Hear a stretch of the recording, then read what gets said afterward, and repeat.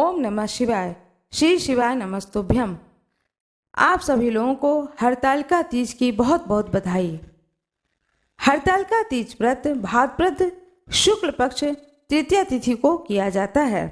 यह व्रत सुहाग चाहने वाली स्त्रियां करती हैं। कुंवारी लड़कियां इस व्रत को धारण करती हैं।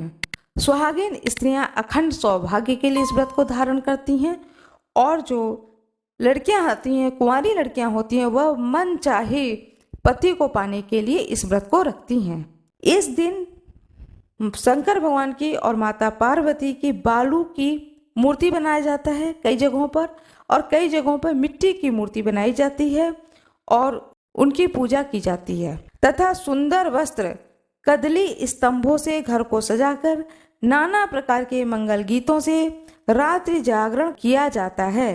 समस्त सुहाग सामग्री पार्वती जी को तथा धोती अंगोछा शिव जी को चढ़ाया जाता है।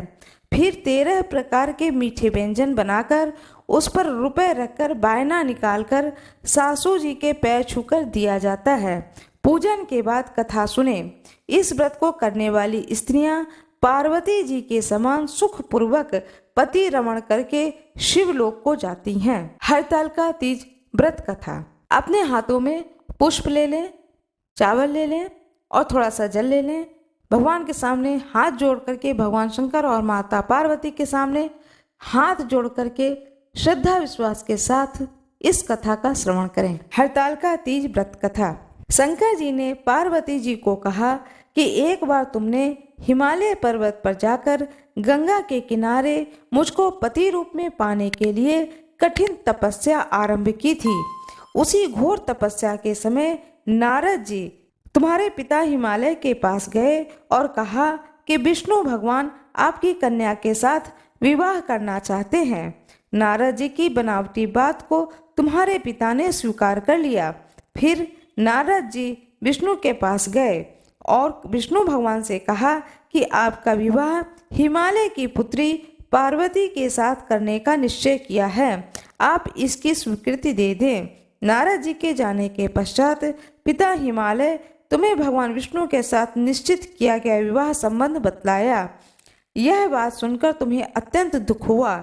एक सखी के द्वारा दुख का कारण पूछे जाने पर तुमने कहा कि मैं इधर भगवान शंकर के साथ विवाह करने के लिए कठिन तपस्या कर रही हूँ, इधर हमारे पिताजी भगवान विष्णु के साथ संबंध करना चाहते हैं, मेरा विवाह करना चाहते हैं, तुम मेरी सहायता करो, अन्यथा मैं अपने प्राणों को त्याग दूंगी।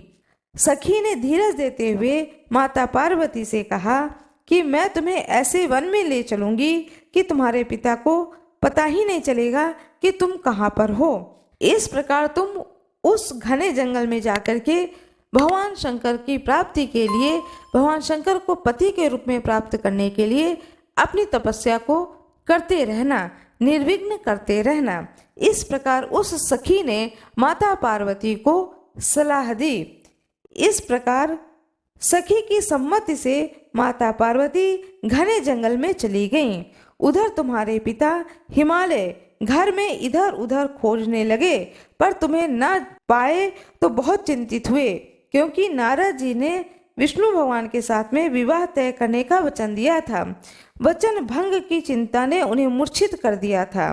तभी सभी पर्वत यह तथ्य जानकर तुम्हारी खोज में लग गए। उधर सखी सहित तुम सरिता के किनारे की एक गुफा में मेरे नाम पर तपस्या करने लगी।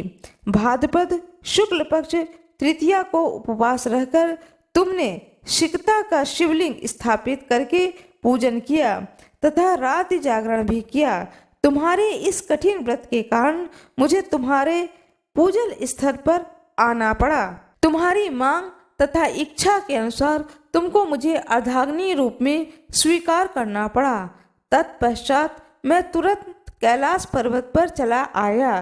प्रातः बेला में जब तुम पूजन सामग्री नदी में छोड़ रही थी, उसी समय हिमालय राज तुम्हारे पिताजी उस स्थान पर आ पहुँचे। वे तुम दोनों को देखकर पूछने लगे, बेटी तुम यहाँ कैसे आ गई?